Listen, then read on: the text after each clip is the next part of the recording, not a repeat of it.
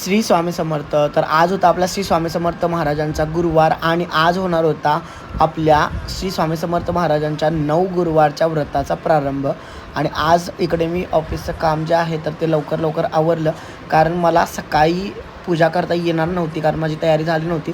त्याच्यामुळे मी म्हटलं की ऑफिसचं काम सुटल्यानंतर मी पूजा करेन आणि त्याच्याप्रमाणे काम पूर्ण केलं. आणि त्याच्यानंतर मी इकडे आवरून झाल्यानंतर इकडे माझी सुरुवातीपासूनच म्हणजे पहिल्यापासून मला सुरुवात करायची होती, त्यामुळे प्रचंड वेळ लागणार होता.